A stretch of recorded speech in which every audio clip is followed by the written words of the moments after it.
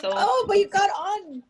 I never use Zoom. I am so bad at it too. So don't worry. You're good. You're good. Good. I told Jeff, but he said to use Nick. But Nick's not home. I just saw it. Just saw Nick pass by. We could have been. Group. We could have had him like do a little impromptu. Oh no. You're like, no, I don't want to see him anymore. I see him enough. No, he'll probably come in and start correcting me. We're good. You know what? You're right. He probably corrected me too. Yeah. Drop and give me 20. Oh no. Miguel and Yaritza, how you guys doing? More kids to sign on. Good, sir. Looks like we've been Good good to so see you far. guys. Hi, Yaritza, guys. what's on your t-shirt? Yaritza, what's on your t-shirt? I don't. It doesn't say. I can't. No. Oh, Have your brother read it. Okay, NBA, NAB, JJF, Inland Empire Jiu-Jitsu Open. She was a competitor. Oh, yeah? Where was that at? It was last year. We forgot where it was. Inland Empire. Oh. It says it right there. Inland Empire. See? See, Super she cool. knows. Uh-huh. How Super were you cool. able to zoom in? Did you like zoom in on her or her frame? No, it said it right there on her shirt. You could see it. I couldn't read it. Jeez. The glasses. I need to get my eyes checked. Glasses. Lear, you couldn't see that and you have glasses? Come on. I saw it, but I didn't want it. I didn't want to pile on. I saw it, but I didn't want to pile on. I figured one person made fun of you. That would be enough. I was not making fun of just pointing it out. No teasing, no teasing. Let's see. Aimee. Aimee, I haven't seen you in a while. Aimee, can you put your camera on real quick? Not you, Aimee. I was like, wait, that can't be me. Let's see, where's Aimee? Oh yeah, Cristobal.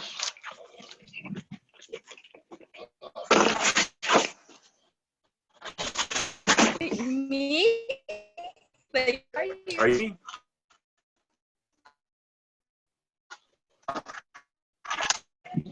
Your face in a while. She's hiding from him. Uh-huh. I am. Why? I don't like to show my face on cameras. Oh. It's all right. Don't be shy. We're all friendly here. She said no. She's shy. Lindsay, who was that a picture of on your screen? No one. If it was no one, he'd be the Invisible Man. It's someone, somebody. Who is that spectacular human? Which one are you looking at? Oh, man. At Nancy? Yeah.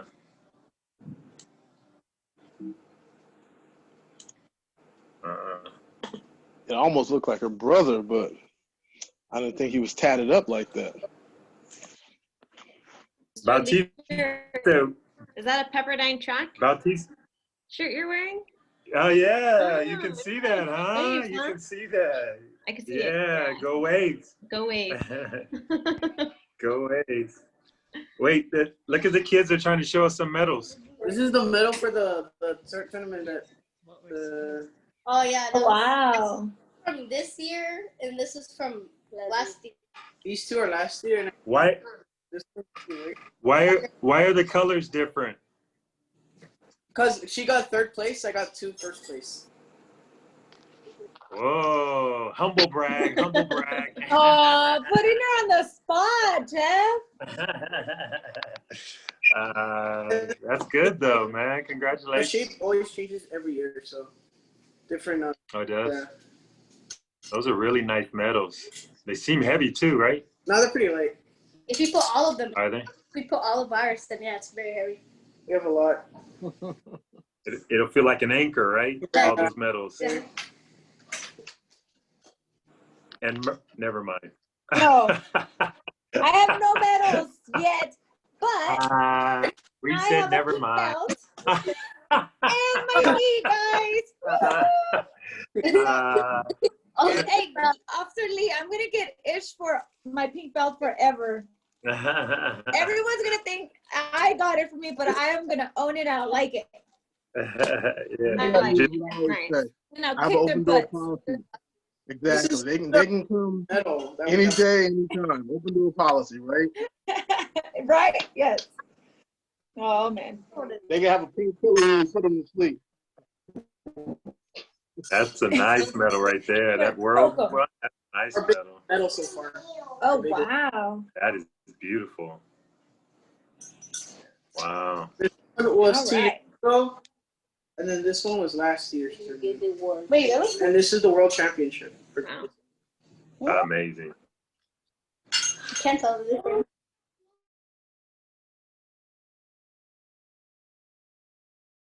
You guys got you guys have got a lot of medals. Stephanie, let me see your face real quick.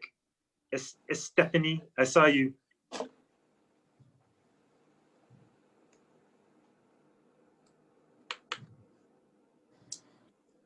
That's Eker. That's not a Stephanie. Oh, wait. Who is it? Oh. Hi. Oh, there you go. How are you? Welcome, guys. Welcome. Thanks for tuning in. I see the unicorn backdrop there, or Super the cute. wallpaper. Super Like it. cute. Okay, guys, it's that time. We're going to get started. Today we have Miss Nurse Aimee. Can you put two of those together, Miss Nurse, or just Yeah. Nurse Aimee? Nurse is fine. Nurse Aimee. Nurse Okay. Aimee is a friend of the family. She's a friend of the program. She's actually the fiance of one of our Hollywood coppers, one of our beloved Hollywood coppers here. And we're really excited to hear about her story, her background, and some of the words that she's going to use to encourage our program, our kids, and everybody listening today. So super excited to have you, Aimee, and thank you again for doing this. Yeah, of course. Happy to be here. So I guess I'll start off with a little bit about my background. Yeah, if you don't mind, tell No, us not at about all. where you grew up and some of your educational background. Yeah, my parents are both from Guatemala. So they came over right before I was born. And luckily we landed in Burbank. I don't know how we got here. I think my mom had some friends here and that's where we stuck. So I'm born and raised in Burbank. I always knew I wanted to get into the medical field. I just didn't know what. I thought it was really cool. And to be honest, I liked it because I liked like cutting meat. I loved playing with the chicken bones and everything. I thought that was the neatest thing. So I think that's kind of weird for some people, but I was really into it. And my mom said maybe surgery would be the right thing for you. So growing up, they don't talk about other areas of the medical field. I just wanted to be a doctor. I thought that was the end all be all. I wanted to be a surgeon. I didn't want any other thing. So I went to school, went to high school. After high school, went into junior college. I played sports at a junior college. I loved it. And then when we decided where to go for college, I had no idea. So many options. But I drove by this one school in Malibu called Pepperdine, and it was right next to the beach. And I thought, wow, I could be close to home and I could be right by the beach. Sounds like a good plan. So I ended up there, thankfully. I didn't realize how good of a school it was until I got there, but I got lucky. And I will be honest, I didn't have the means to go there. We were from a very humble background. We didn't have much, but I knew that was going to be the case. So I worked my butt off really hard and I studied a lot and I spent every weekend at home studying so that I could get as many scholarships as I could because there was no way I was going to afford it. And I got lucky. When you really, really want something and you really try hard, all you have to do is work for it. So. Amen. That's great. Yeah, Wow, that's great. Let's go to Pepperdine. Let's rewind. Let's rewind a little bit. You Yeah, said that you were growing up, you were cutting meat. How old were you at this time? What provoked you to start cutting meat at that age? So my parents worked long hours. My dad had 2 jobs. He worked day and night, so we never really saw him except Sunday mornings. And my mom worked long hours in downtown. So she would leave at 7 and like call at like 7 o'clock at night and tell us she was on her way home. And that's when we and my sister and I knew it was time to get dinner ready. So we'd say, okay, what's for dinner? And she'd say, oh, okay, we have rice and chicken. Why don't you start preparing that? So I always loved to cut up the meat. That was what I volunteered to do. I didn't want to set the table. I didn't want to make the rice. I wanted to play with the meat. It's kind of How weird. old were you, Aimee? Oh my goodness. I would say that probably started like around 6, 7. Because we were, I guess the term was latchkey kids. We walked home from school. We walked to school. Nobody was home with us. So How many siblings are in your family? I have one older sister. And she's just 3.5 years older than I am. So yeah. So we took care of each other. And you guys were cooking at such a young age. Yeah. Oh yeah. Yeah. I mean, Kind of like my family too. yeah, it's kind of And you. you said it was, I'm sorry, you said your family was from Guadalajara or Guatemala? No, Guatemala. Guatemala. Yeah, Oh, my Guatemala. goodness. Oh, okay. Yeah. Well, I was like, what? I couldn't hear it. Okay. Yeah. Nice. Everyone's still there. We're the only ones here. Really? Mhm. That chicken that you were making, was that going to be fried chicken? Were you throwing it into a pan of oil, hot? No, we don't eat a lot of fried chicken. Yeah. We like, it's mostly like in rice, beans. It's boiled or broiled, baked. Yeah. Got it. Yeah, I was just thinking a 6-year-old messing with some hot oil. Yeah, my That's mom wouldn't trust me for that. yeah. Thank goodness, I would have burnt myself. Funny. What is your? Let's jump ahead. What do you do? What is your profession? What is your title? So a little interesting. I am a nurse, but I'm also a nurse, registered nurse, but I'm also a nurse practitioner, which means I went to school and I became a registered nurse, and then I advanced my degree. I went to school again. I got my master's, and now I'm a nurse practitioner, which means I have a little bit more power than a nurse does. So a registered nurse follows the doctor's orders and does whatever the doctor says. As a nurse practitioner, I can put in those orders. So I could see a patient all on my own without the need for the doctor. I can diagnose, I can treat, and now I go to surgery. Wow. So I get to do that stuff I didn't get to do. Or I was Awesome. yeah, I get to So, stitch up. Yeah. quick question. Is there an additional test from the RN to become the nurse practitioner? Because Correct. you said you went to school, you became an RN, then you advanced your degree. So can you tell us about that? Yes. So when you finish to become a registered nurse, you have to take the first exam, which is called the NCLEX. And that's a number of questions. It's kind of the more you answer correctly, the harder they get. And you pass that exam. And then I went back to school, got my master's. I did 2 years of clinical rotations.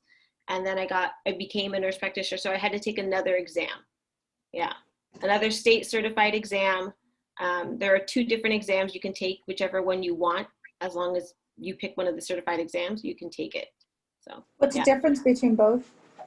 The way that they're worded. So they do it off testing styles. So one will give you an entire page that you have to read about a patient, and you read through the page and then you answer the questions based off of that page.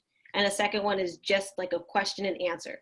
So it has nothing to do. It just depends on your testing style. So I like the basic, simple question and answer. That was me. I don't want to read a whole paragraph. Too much. Yeah.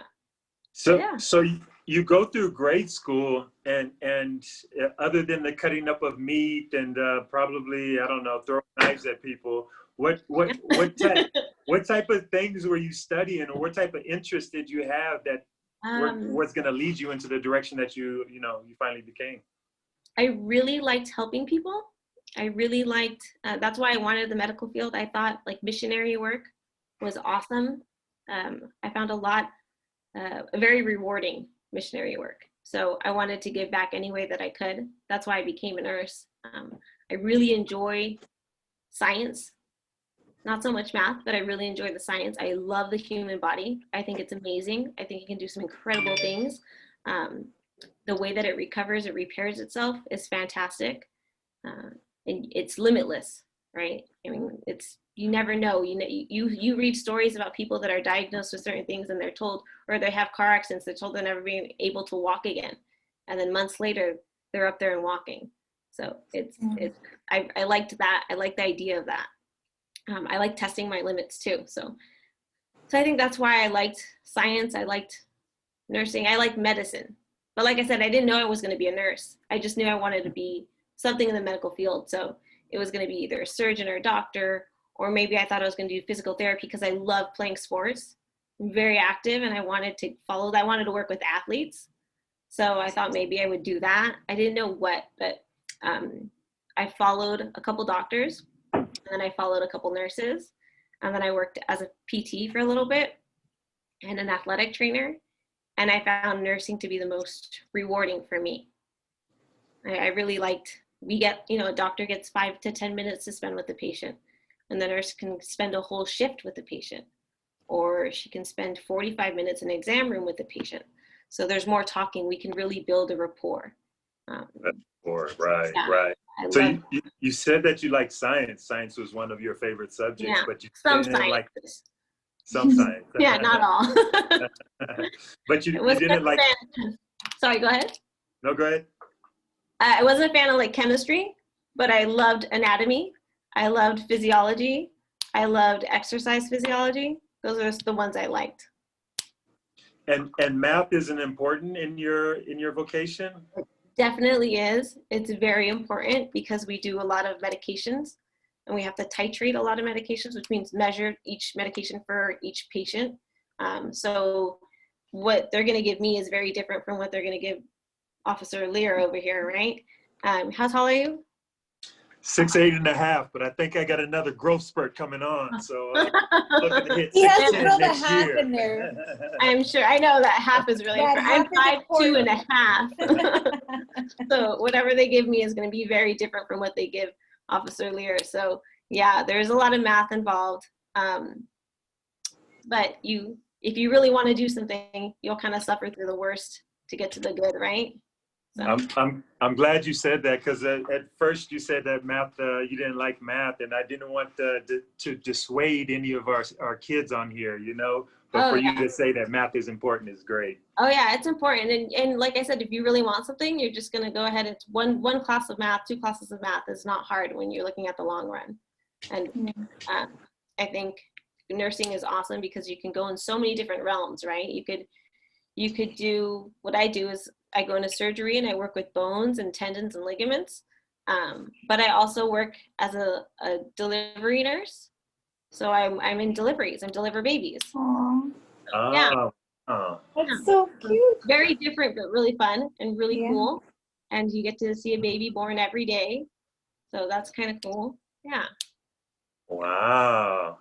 I have a lot more appreciation for you now than before. And before it was like this. Oh, no, that's good. I guess. Yeah. But now you're 6'8.5" up there. And a half. I got a half. And a half. I got that growth spurt. You ladies got to be more observant with this guy. He's sitting down, so that's a joke. You didn't get that. Oh, that's true. Thank you. Yeah, you pointed that out. Yeah. That's probably my height. Yeah, that's what I was gonna say. He appreciates me to my height. So you talked about going on to high school, and I assume you did your high school there in Burbank as well. Yes. What were some of the extracurricular activities that you got into in high school? You talked about sports being one of the big things that you enjoyed. What were some of the things that you did? I did. I played soccer. I did cross country. I did track. Those are the athletic things I did. But everyone tells you got to do as much as you can to get into a good college, right? So I got involved with everything I could think of. I got involved with student body. I was a class president. I got involved with numerous clubs on campus. Anything you could think of, I had my name on it.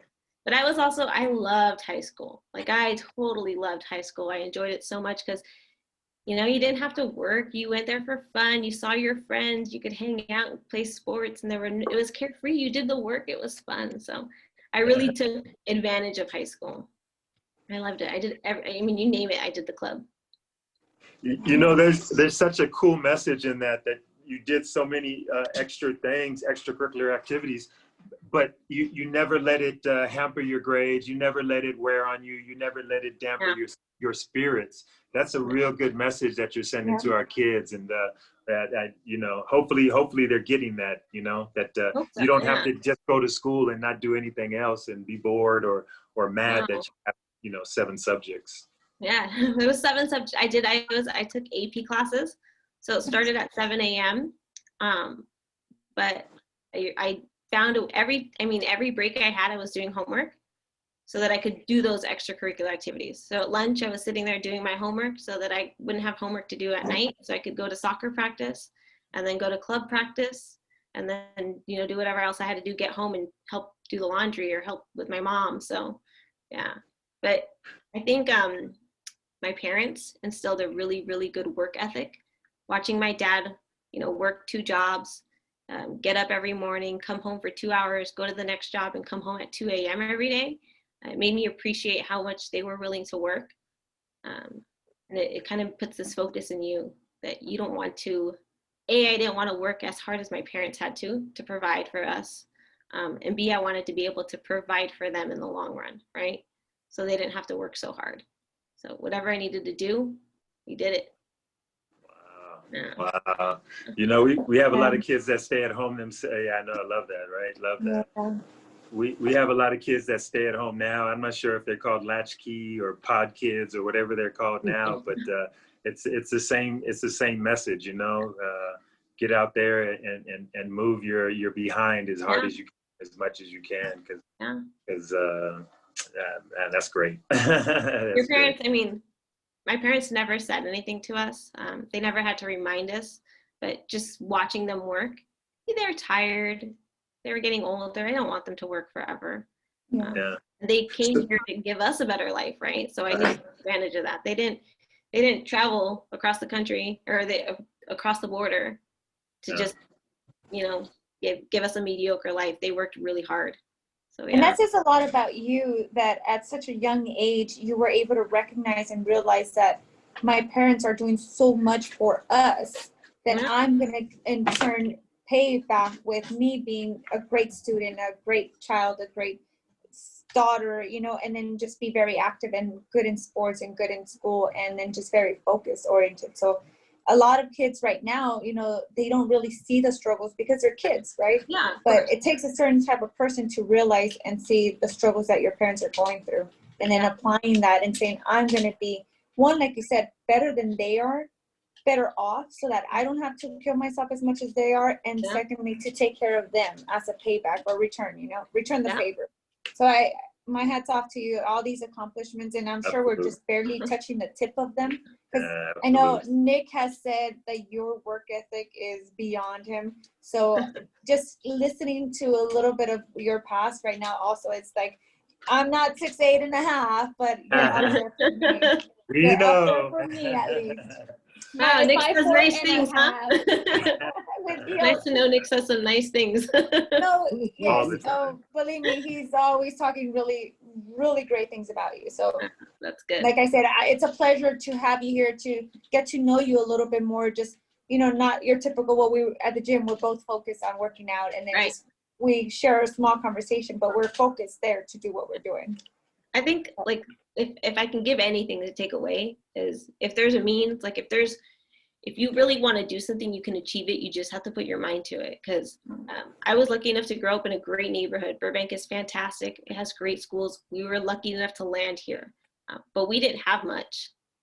Growing up, like I said, my parents were never home. My dad worked 2 jobs. My mom worked long hours, and even going to college, it was kind of like a dream. Like, they talked about it, but to actually afford going to college, that was never, we couldn't afford it.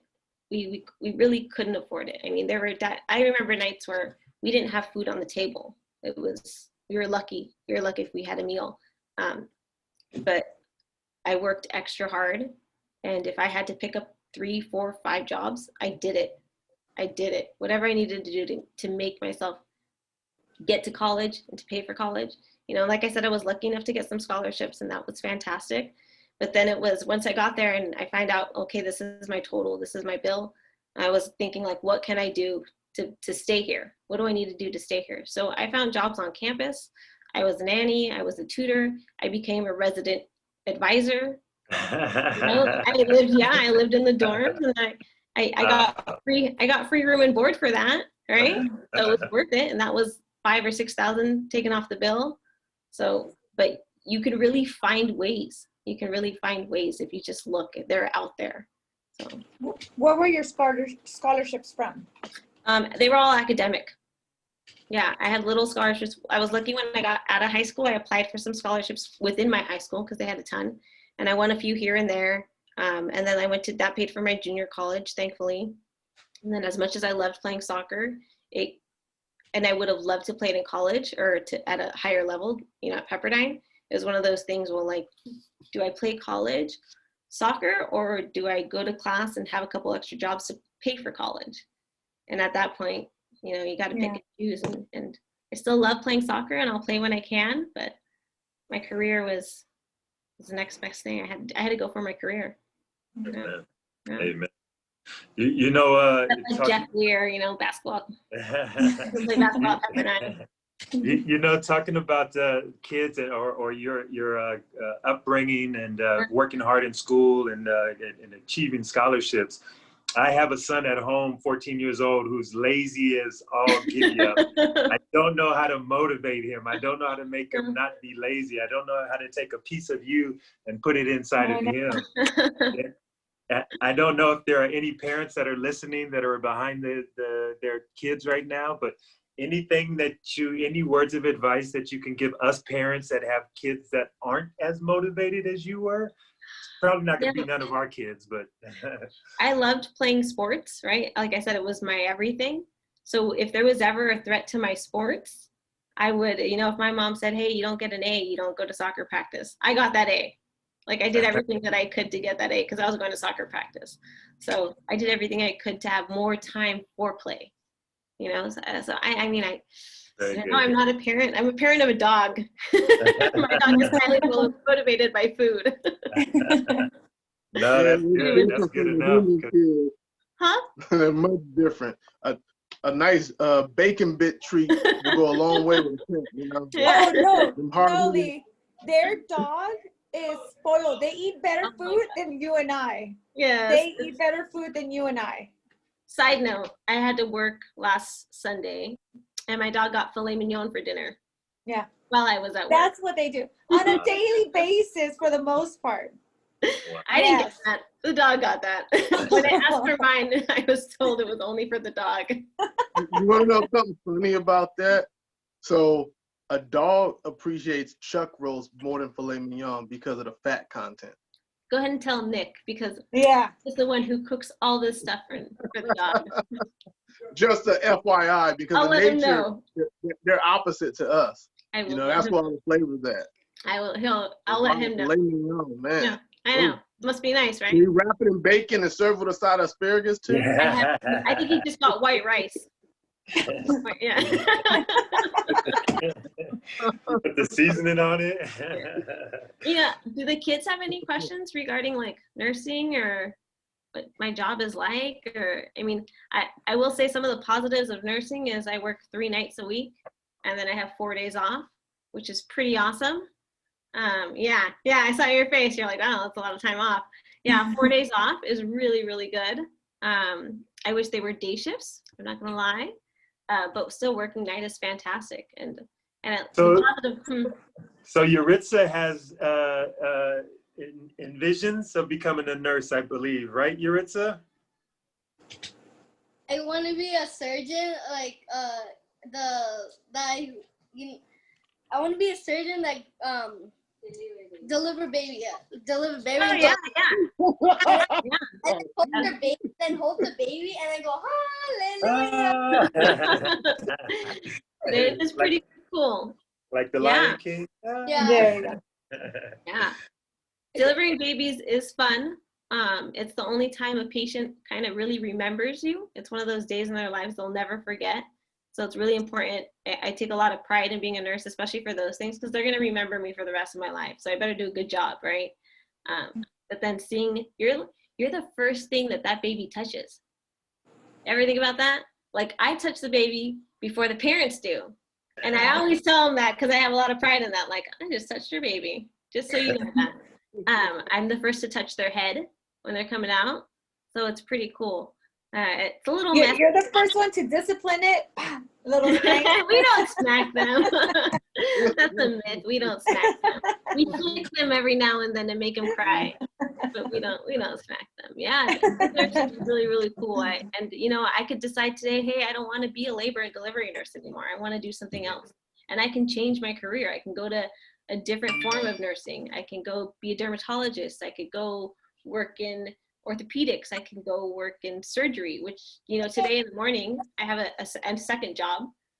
I work per diem, and this morning I went to a surgery center and I worked at there, like just getting patients ready for surgery, getting them in the OR, preparing them for whatever they're having done. So there's many, many different roles that a nurse can do. Really, really neat. Now, do you need to get special training for, like, if you're going from one, let's see, from orthopedics to, I don't know, so you have to have different training? For how long? It depends. So right when I got out of nursing school, I got lucky enough to be hired at a surgery center. And we did orthopedics and general, and we did plastic surgery. So it was really cool. And I was specifically only in the OR. So I just help the doctors get the patients ready, prep them for surgery. And during the surgery, I'm their eyes and ears for whatever they need. And then after that, I wanted to work at the hospital. So then I was lucky enough to still get a job in a very specialty unit, which is labor and delivery. So NICU is a specialty unit, labor and deliveries, specialty, ER, specialty, ICU, all the ones that have their own different term, those are specialty units. Those need training. But you can get the training, and it really depends on how much experience you have as a nurse. So if I was a brand new nurse, I probably need 6 months of training. If I was a seasoned nurse, like say I am now, and I wanted to go shift into a different realm, I could take 6 weeks to 3 months to train me in whatever field I wanted to go into. So you do. Do you have to test? No testing. Hands-on experience? Hands-on experience, yeah. But you can get like a certification in that field. So I can be a certified registered nurse for OBGYN.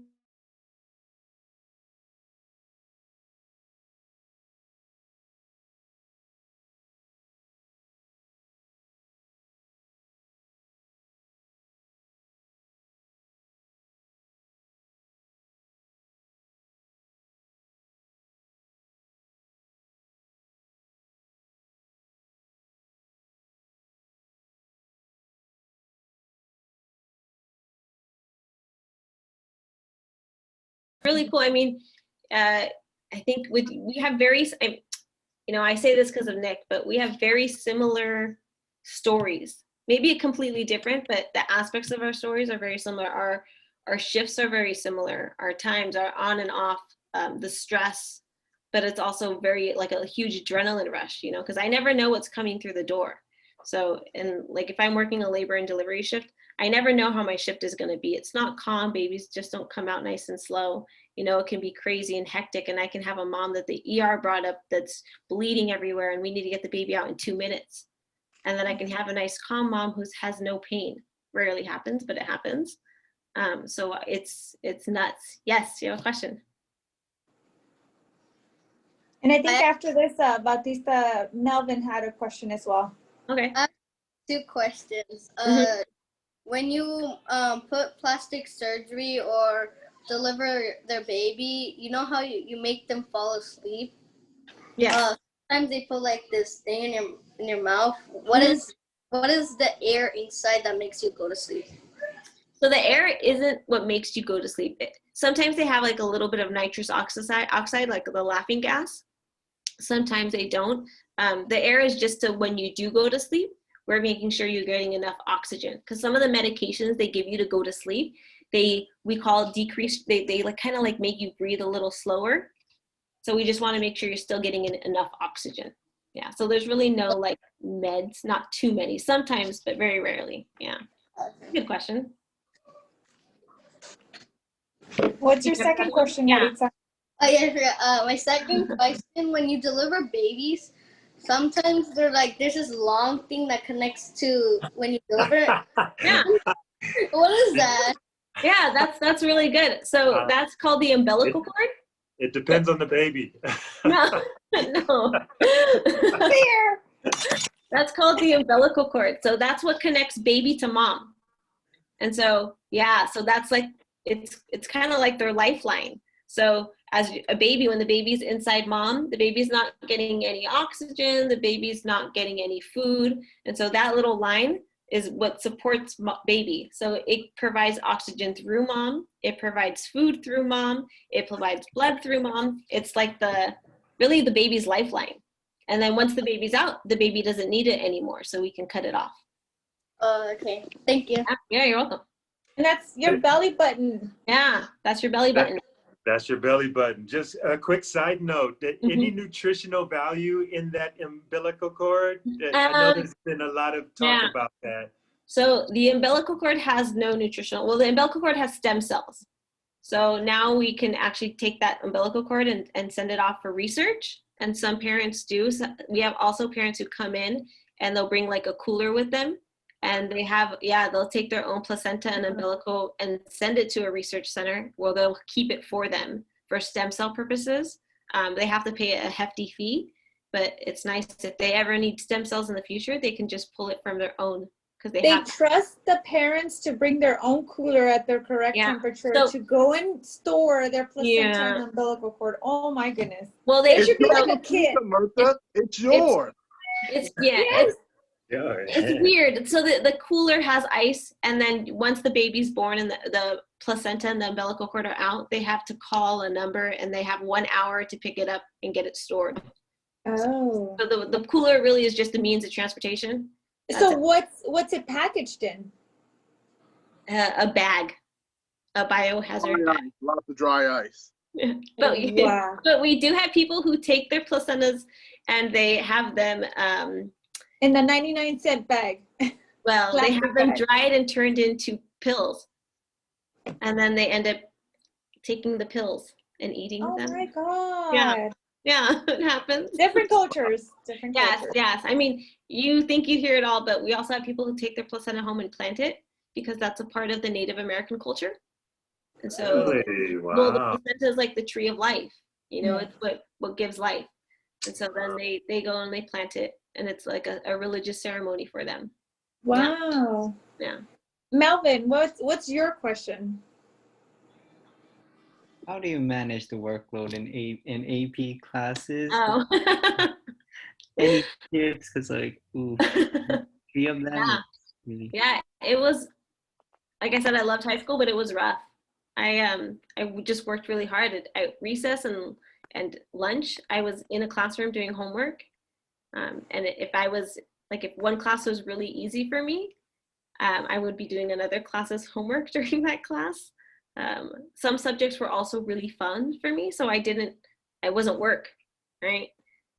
But I think it's all about time management. I also, it sounds kind of sad to say, but although I had tons of friends on the weekends, I was more into playing my soccer games and doing my work and getting ready for the week above, that's coming.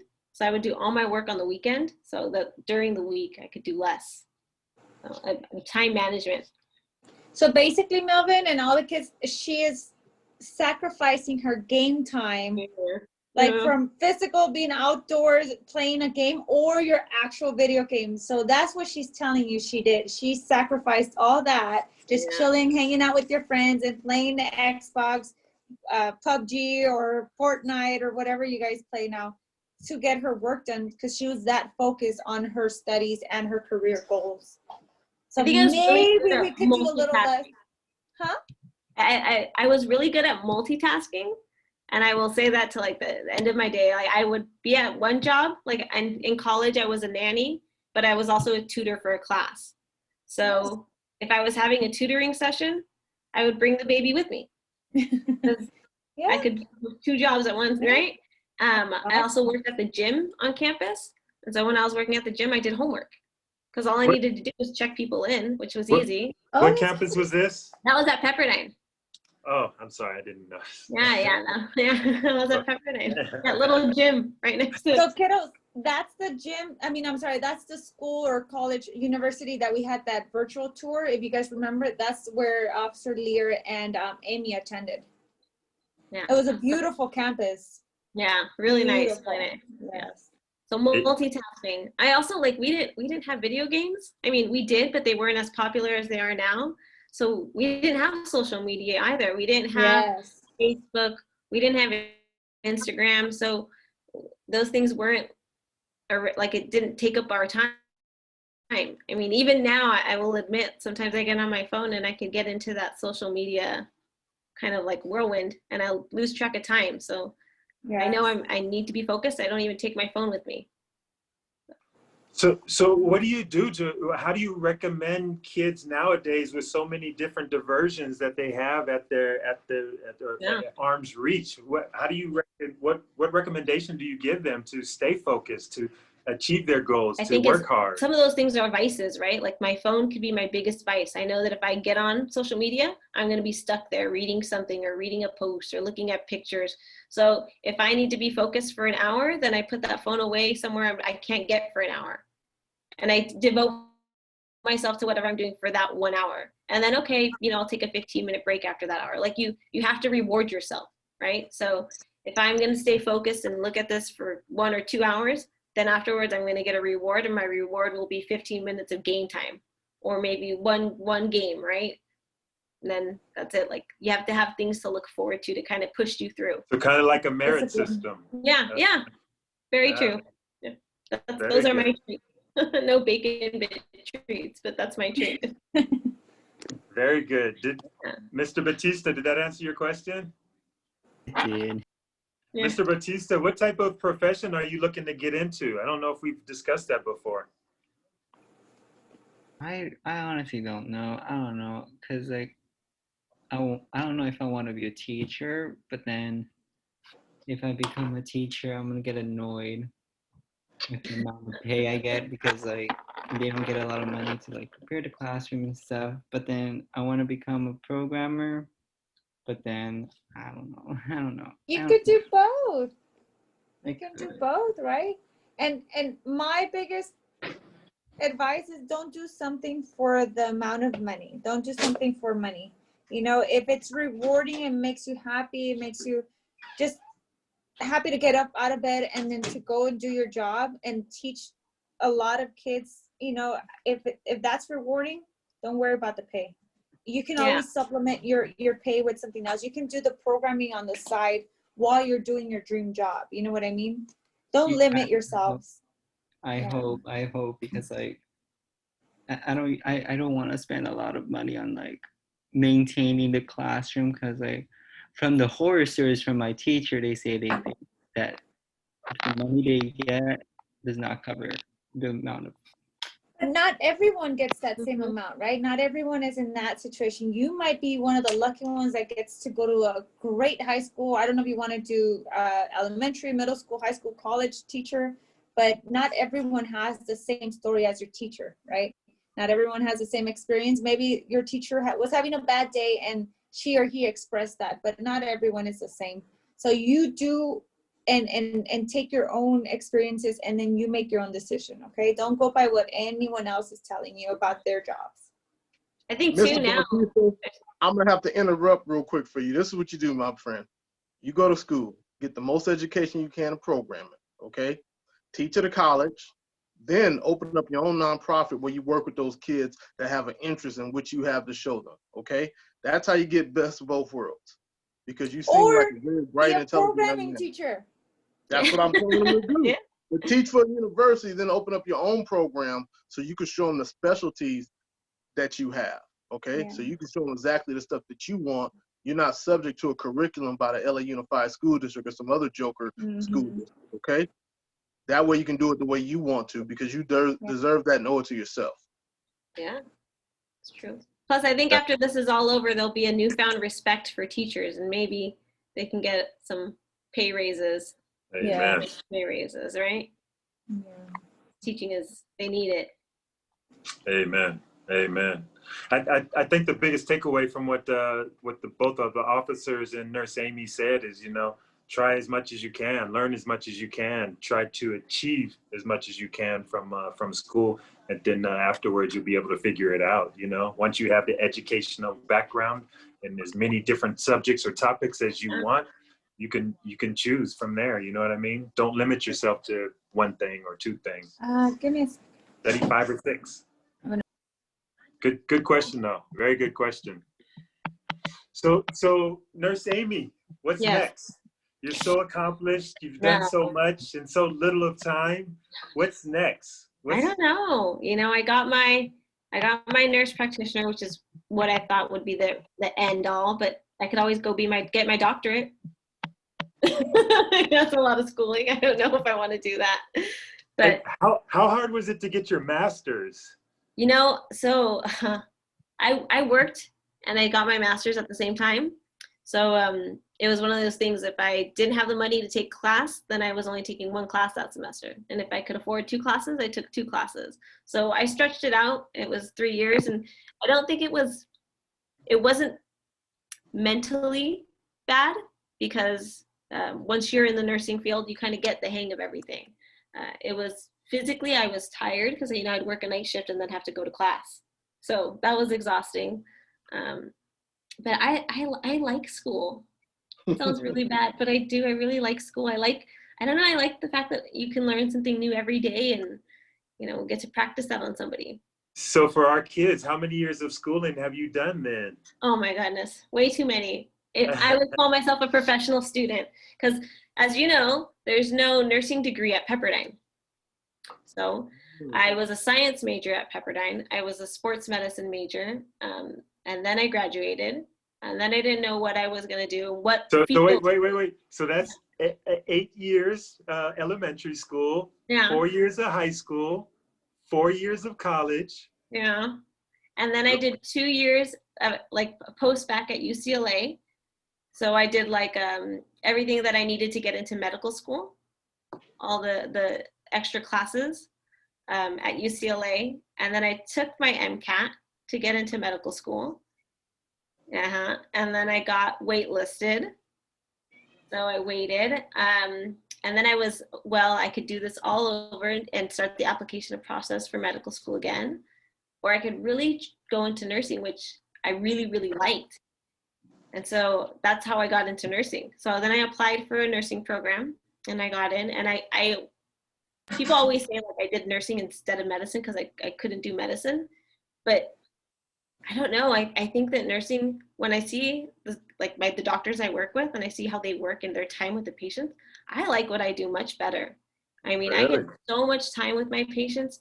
If I'm working a night shift, I get in labor and delivery, I get 2 patients, and I'll spend my whole night talking to them. I'll learn about their past. I'll learn about their story, about, you know, like it's just, you get, as opposed to the doctor that gets 15 minutes with them, right? They get 15 minutes in and out of the room. And I spend all night. So I like the fact that I'm also a nurse, what we call a patient advocate. So I fight for what's right for my patient. So yeah, so my patient comes first. And if the doctor says that this is what they should do, but it's really not what they should do, I'm going to tell them.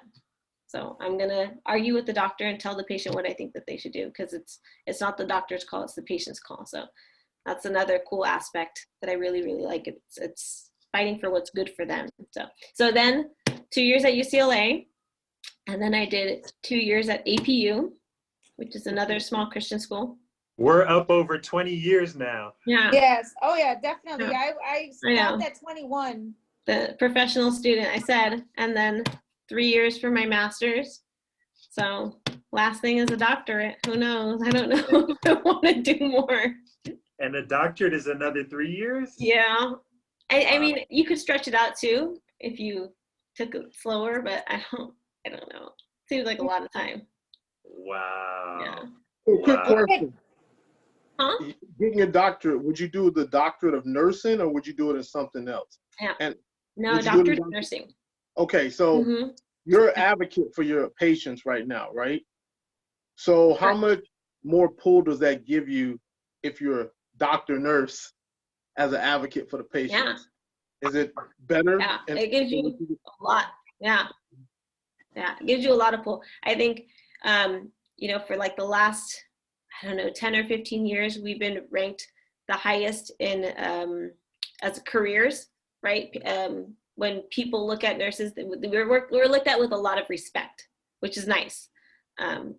So when I go into a patient's room and I tell them just alone that I'm a nurse practitioner, that gives me more pull. When I tell the doctors that I work with, oh, I actually have my nurse practitioning license, that gives me more pull. They actually believe what I'd say a little bit more. Even the nurses I work with. So all the nurses around me that I work with are registered nurses, and I'm just a little bit higher, just as my nurse practitioner. They always come to me with questions. So they'll say, oh, she's a nurse practitioner. She might know that, ask her. So it definitely gives you a little bit more respect, a lot more pull, even just within the facility. So it's nice. And your patients look at you and trust you a little bit more because they know you went to school a little longer too. Maybe you know your stuff. Yeah. Nurse Aimee, to put things in perspective a little bit, and this is the first time we've asked this question, can you talk about, after all that schooling, where you started off making money, about how much a year? You don't have to talk about how much you make now, but how much you could potentially make if you were to get that doctorate, or you mind doing that? So when I graduated as a nurse, I was making my very first job, I was making $25 an hour. So yeah, 25, which is okay. It was good, but when I was trying to pay off school loans and everything, it seemed a little stressful. And then you got to think about the tax bracket too, right? I get taxed almost half my check. So that's a lot. And then I got a nursing job at a hospital and it bumped up to 35. So $35 an hour, which is pretty nice. And then with raises, I think I ended up making up like 44 when I left. And then I became a nurse practitioner, and that bumped me up to about, I don't know what the hourly was, but I was making like 115,000 a year. Wow. Just repeat that number one more time. I want our kids to 115 to 120 with bonuses. And then thankfully now I work at Kaiser, and Kaiser really loves nurses. It really takes care of their people. So I think right now I'm at like 124, 125. Yeah. That's 125,000 kids a year. Yeah. And so it's nice. And the company that you work for says a lot too. Kaiser's a very reputable company, and they're kind of like a nonprofit. At the end of the year, if they have extra money, then that goes into our pockets. So that's nice. And they're very good with their raises. So twice a year for the next 5 years, I get a raise. And then after that, it's every year. And there's no ceiling, there's no cap. So I have nurses that I work with who make 80 to 90 an hour. Yeah. So there's a lot of potential. That is going to be definitely my retirement career. Yeah. And then as a nurse, it's really funny because I work 3 shifts a week as a full-time nurse, but if you work less, they'll pay you more. Yeah. So if you work as a per diem nurse, which is, per diem, like you don't have any benefits, they pay about, for like entry level per diem makes 80 to 90. Wow. An hour. Yeah. It makes you want to be a per diem nurse really badly. Yes. Can I ask the question? Yeah. Yuritsa, go ahead, Jeff. Yuritsa, who wants to become a nurse when you grow up. Yuritsa, if you were to be in Nurse Aimee's position and were to make $125,000 a year for 8 years, how much money would you have after those 8 years? Why would you do that to her right now? It's all right. It's all right. I'm gonna help you out with that one. Probably like $1 million. $1 million after 8. Very good, Miguel. After 8 years of making $125,000, you would be a millionaire.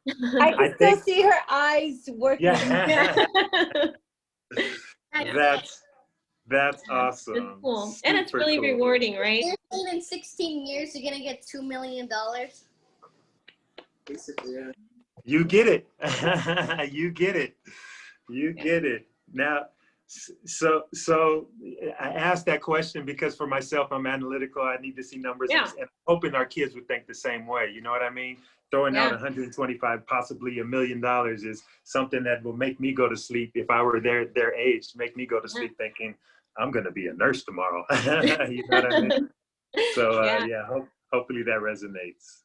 Yeah, it's definitely a good career. Like I said, I love what I do. It's different every day. I'm on my feet all night. So I'm very active, and that's partly one of the reasons I go to the gym so much, to stay healthy, because I need to be able to run to each room. But it's a good career. Like, you really have an opportunity to impact someone's life. You know, if you treat every patient like they're your brother, your sister, your mom, your dad, you can really make some difference. Yeah, of course. Yeah, especially when people come to the hospital at their worst, at their absolute worst, and they have nobody, and they just want someone to cry. Aimee, do you speak Spanish? I do. Do you get a bonus for speaking another language? So you can test to become like a translator. And so I have, in my job, when I talk to patients, or if I have a Spanish speaking patient, I can take that patient and I can, do my job, but also speak to them in Spanish. I work as a translator as well. So I get like a little bonus. So Okay. you'll get a bonus for taking the translator test and passing, and then you get like a slight raise. It's not much, but it adds up, right? So maybe like $1 extra an hour, but that adds up. That's something. Yeah, Yes. Definitely. And it's nice Just- because then, other patients, other people, like not all the nurses on the floor speak Spanish. Sometimes I'm the only one on the floor that speaks Spanish. So, it's nice when I can help someone else, one of my coworkers out. Yeah. Absolutely. So you stopped at where you are at now. You said that you possibly going to go get your doctorate. If you were to achieve that doctorate degree, how much could you potentially make at that moment?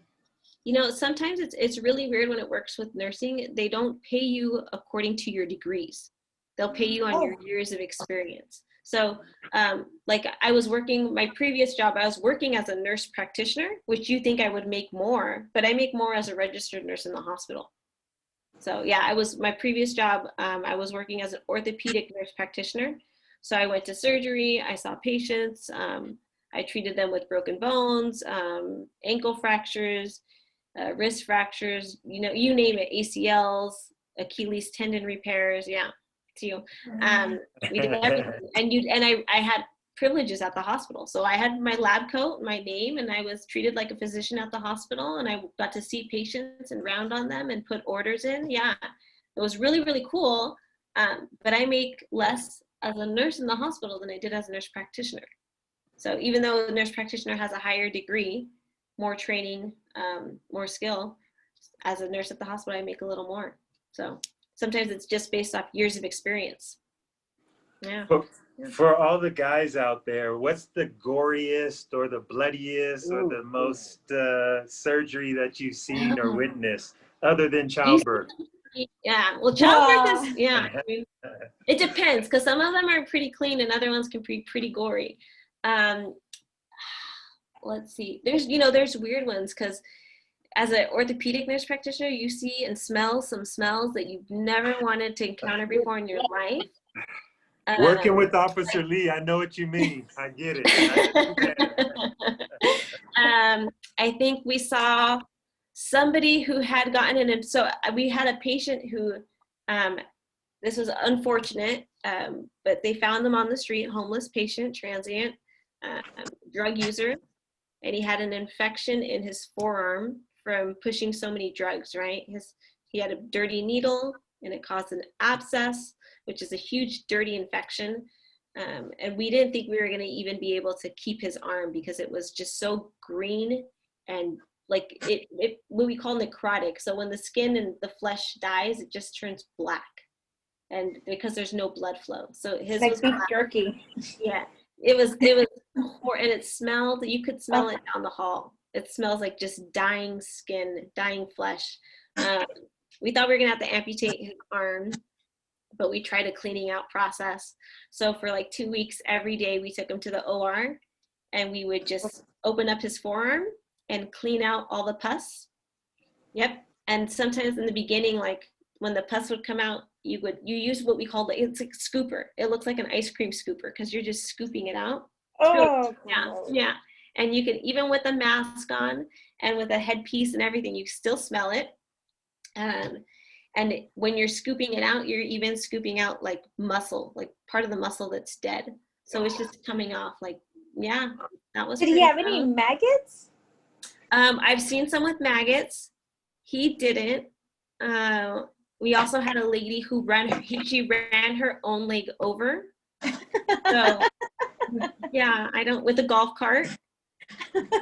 Yeah, it was, and she had taken her kids with her to the golf course and their friends. So everyone witnessed this horrific accident, and her ankle was broken, kind of like the Dax Prescott injury that recently happened. How it was a compound fracture and the bone was sticking through and dislocated. So yeah, so the bone's sticking through and the ankle's facing the other way. Oh. Yeah, so those are pretty bad. Pretty bad. That wasn't a smell. Yes. Yeah, so those are pretty bad. Yeah. Those are pretty intense. Yeah, those are. Yeah. As an officer, one time I saw a victim who had been shot. They took him to a county USC, and they tried to, I guess, resuscitate him by massaging his heart. Have you seen that before? Yeah, I have never seen it in person. Yeah, that's pretty cool. So it's not cool at all. No, it's not. See, that's what I think is cool.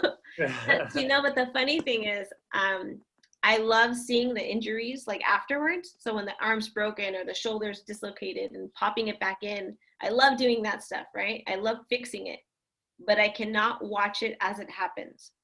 So like if we were watching football and the Dax Prescott injury or any injury like that, it makes me nauseous and almost wanting to throw up if I see it as it happens. So I cannot watch it, but I can see it afterwards. Like when everything's sticking out and I can totally mess with it.